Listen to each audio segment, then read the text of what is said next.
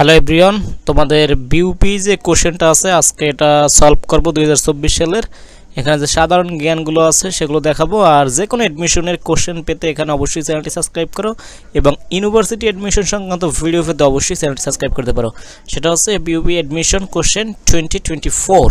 এখানে কি আছে, খুবই ইজি কোশ্চেনগুলো। তোমরা যদি একবার দেখো আশা করি এগুলো পারবে, ঠিক আছে? তাহলে দেখো শুরু থেকে শেষ পর্যন্ত এবং তোমার কয়টি হয়েছে সেটাও জানাতে পারো। Which is the white gold for Bangladesh of Bangladesh? হ্যাঁ, বাংলাদেশের জন্য সাদা চিংড়ি কাকে বলা হয়? সঠিক উত্তর হচ্ছে চিংড়ি, ঠিক আছে? চিংড়ি, স্পেশালি মনে হয় গলদা চিংড়ি, এটাকে সাদা গোল্ড বা হোয়াইট গোল্ড বলা হয়। রুফ অফ দ্য ওয়ার্ল্ড, পৃথিবীর ছাদ বলা হয় কাকে? এটা হবে তিব্বত, ঠিক আছে? এখানে অনেকগুলো তিব্বতে মালন ভূমি না কি একটা ভূমি আছে, সেটার জন্য এখানে পৃথিবীর ছাদ বলা হয়। দেশ হিসাবে প্রশ্ন করলে এটা অবশ্যই তিব্বত হবে, কিন্তু ওই যে ভূমি না যেটার জন্য বলা হয় সেটা যদি অপশন থাকে সেটা অ্যান্সার হবে।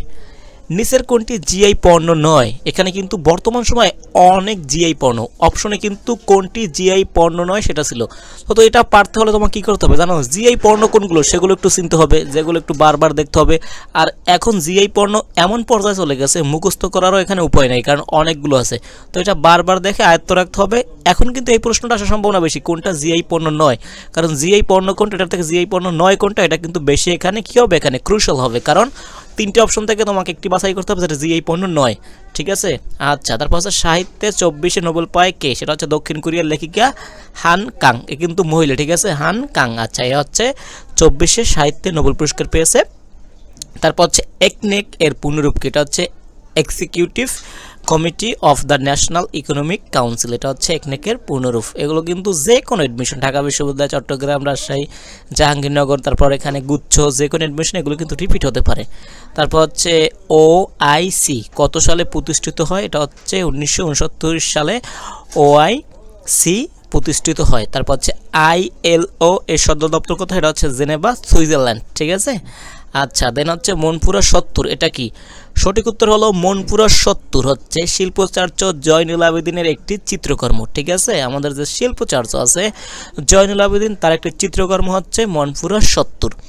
দেন তারপর এখানে রয়েছে 2024 অর্থ বছরের বাজেটের আকার কত? এটা হচ্ছে 7,61,785 কোটি টাকা। 24, এখানে 23-24 মেবি হবে। অর্থ বছরের বাজেটের আকার হচ্ছে 7,61,785 কোটি টাকা। তারপর হচ্ছে মহিলা ও 65 বছরের ঊর্ধ্ব ব্যক্তির করমুক্ত আয়সীমা কত? এটা হচ্ছে 4 লাখ টাকা। মহিলা এবং 65 বছরের ঊর্ধ্বে মানে উপরে ব্যক্তির করমুক্ত আয়সীমা হচ্ছে 4 লাখ টাকা। তারপর রয়েছে ডেভিড চুক্তি কেন হয়েছিল? ডেভিড হচ্ছে মিশর এবং ইসরায়েলের মধ্যে শান্তি প্রতিষ্ঠার জন্য এই চুক্তিটা করা হয়েছিল, ঠিক আছে? আমি আবার বলতেছি, আই রিপিট অ্যাগেন, মিশর এবং ইসরায়েলের মধ্যে শান্তি প্রতিষ্ঠার জন্য এই চুক্তিটা করা হয়েছিল এবং এটা করা হয়েছিল 1978 সালে। খুবই ইম্পর্টেন্ট একটি কোশ্চেন, সেটা হচ্ছে ডেভিড চুক্তি। আন্তর্জাতিক এখানে বিষয়গুলোর জন্য এটা একটি ইম্পর্টেন্ট কোশ্চেন। তারপর হচ্ছে প্যারিস চুক্তি কেন হয়? এটাও অনেকবার যে রিপিট হয়েছে, বিশেষ করে চট্টগ্রাম বিশ্ববিদ্যালয়টা অনেকবার এসেছে। সেটা হচ্ছে জলবায়ু পরিবর্তন রোধে, গ্লোবাল ওয়ার্মিং নিয়ন্ত্রণের জন্য 2015 সালে, ঠিক আছে? এই চুক্তিটা করা হয়, প্যারিস চুক্তি।